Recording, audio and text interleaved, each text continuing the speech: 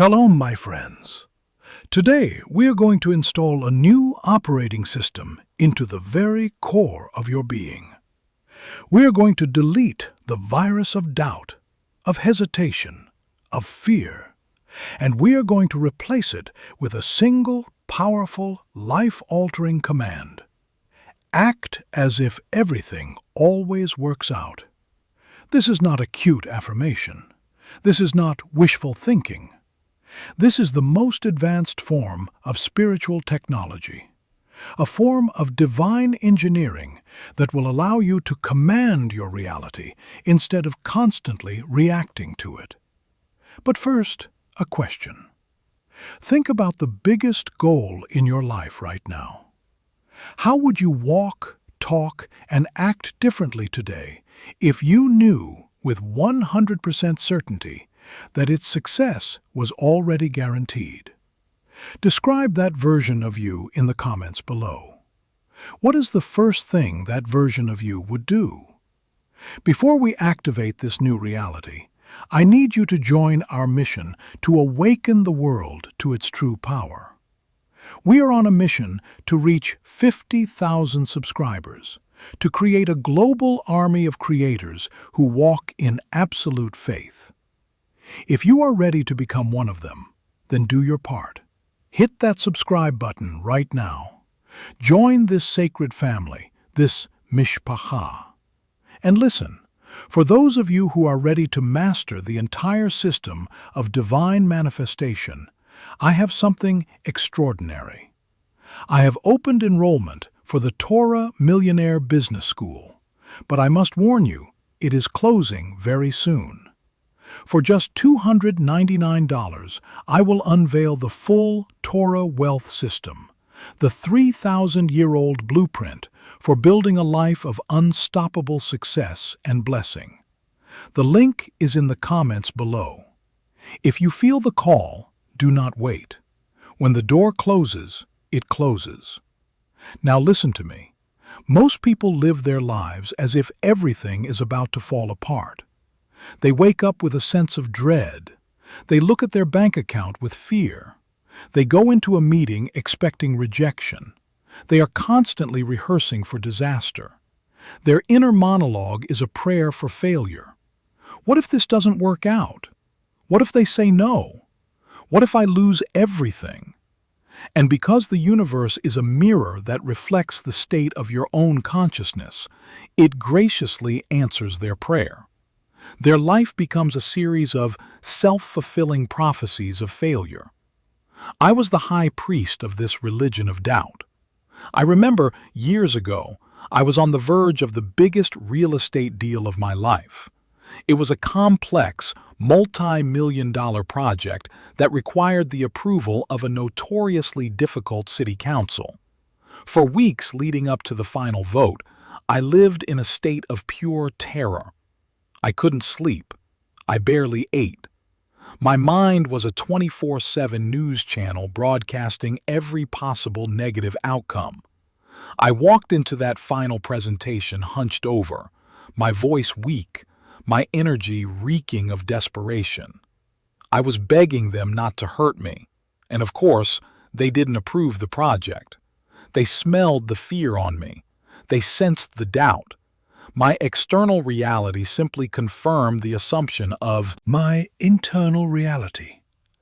I had acted as if it was going to fail, and the universe obliged. Here is the fundamental problem, the common enemy. You are waiting for proof before you are willing to believe. You are standing on the sidelines of your own life, waiting for a sign, waiting for a guarantee, waiting for the heavens to part and a booming voice to say, "It's safe now, you can proceed." You are treating faith as a reaction to positive circumstances rather than the cause of them. This is the great inversion, the great lie that keeps humanity in chains. You think, when I see the money, I will feel abundant. You think, When I get the approval, I will feel confident. The Torah teaches the exact opposite. When you feel abundant, you will see the money. When you feel confident, you will get the approval. You must generate the feeling, the state of being first. You must act as if. The hidden mechanism is one of the most powerful and misunderstood concepts in all of Judaism. Bitachon. Bitachon is often translated as trust, but that is a weak, pathetic translation. Bitachon is not hope. Hope is a beggar's prayer. Hope says, "I really wish this would work out." Bitachon is a state of absolute, serene certainty. It is the deep, unshakable inner knowing that everything is unfolding according to a divine plan for your ultimate good.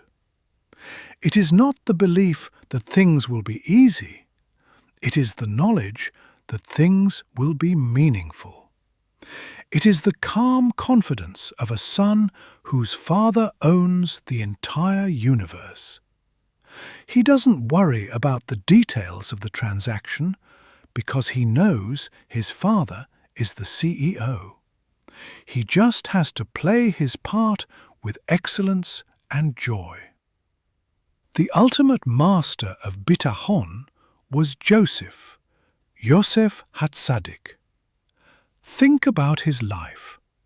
He is betrayed by his brothers, sold into slavery, thrown into a foreign land, falsely accused of a crime he did not commit, and left to rot in a dungeon. By any external measure, his life is a catastrophic failure. He has every reason to be bitter, angry, and hopeless. But how does he act? In the house of Potiphar, as a slave, he acts with such competence and authority that he is put in charge of the entire household. In prison, he does not wallow in despair. He acts with such wisdom and leadership that the warden puts him in charge of all the other prisoners. Joseph is physically in a dungeon, but in his mind, in his consciousness, he is still a king. He is acting as if he is in charge. He is acting as if everything is working out for his good. And because he maintains that state of being, that royal consciousness, the universe has no choice but to eventually rearrange itself to match his inner reality. And he becomes the Viceroy of Egypt, the second most powerful man in the world. This is the secret. Your circumstances do not determine your consciousness. Your consciousness determines your circumstances. When you act as if, you are sending the clearest possible signal to God, to the universe, to your own subconscious mind, that you are ready for the next level.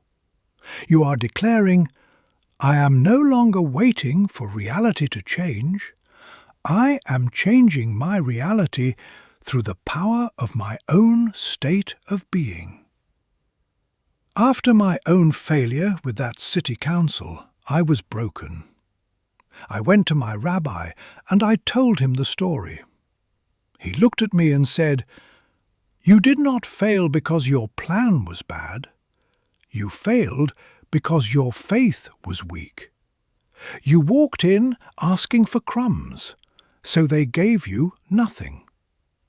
Next time you will walk in as a king."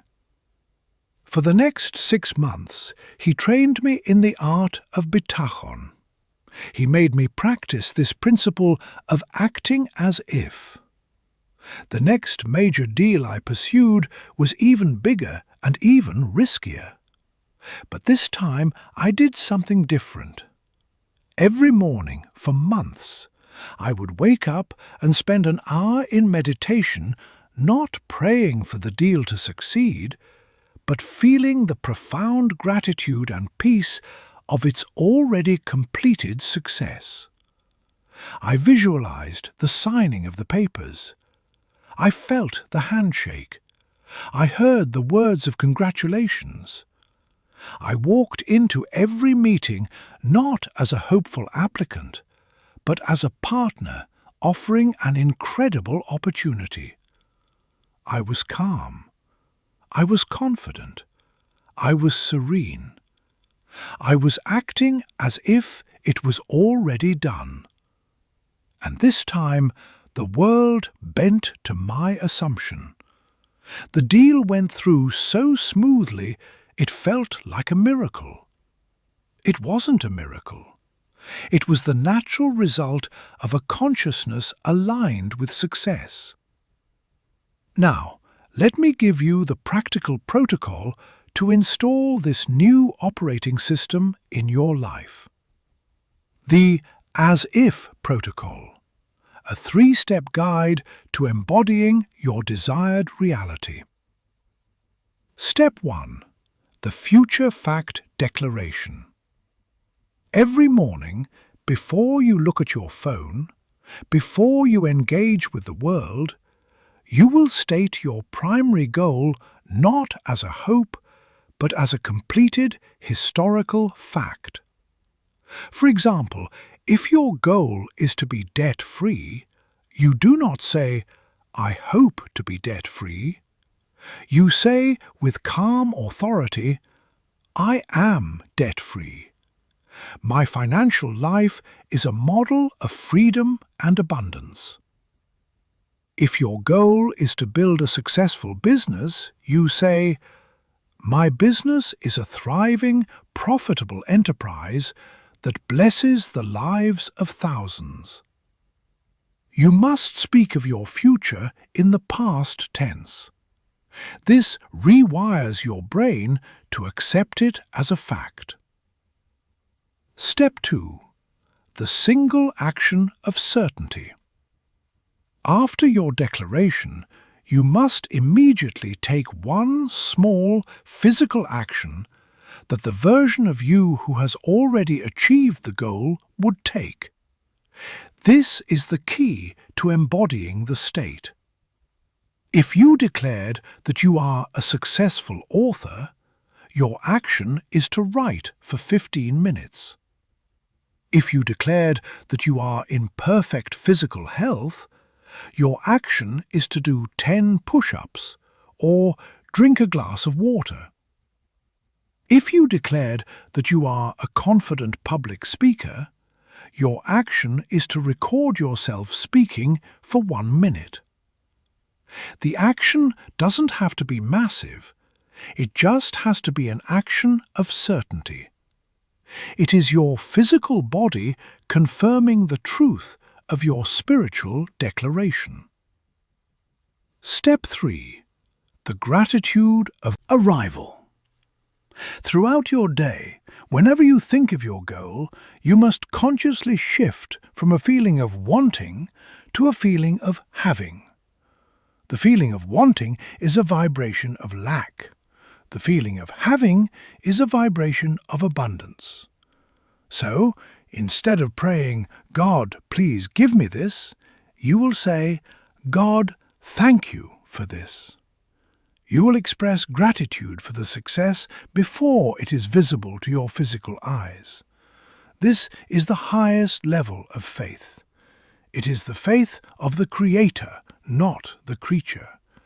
It is the faith that says, "I know the check has already been sent. I am simply waiting for it to arrive in the mail." This is not a one-time fix. This is a new way of living. It is a daily practice of aligning your thoughts, your words, your actions, and your emotions with the reality you choose to create. I am not giving you a challenge today. I am giving you a choice. You can continue to live as a reactor, a victim of circumstance, hoping that the world will be kind to you. Or you can choose to become a creator, a king in your own reality, who decides how the story ends and then acts in accordance with that decision. Here are 3 immediate actions to begin. 1. Tonight, before you sleep, write down your future fact declaration. 1 sentence in the past tense that describes your biggest goal as a completed reality. 2. Tomorrow morning, the very first thing you do is read that declaration out loud with authority. Then, immediately perform your single action of certainty. 3. Set a reminder on your phone for midday. When it goes off, pause for 60 seconds and practice the gratitude of arrival. Say, "Thank you for this," and feel the peace of its completion.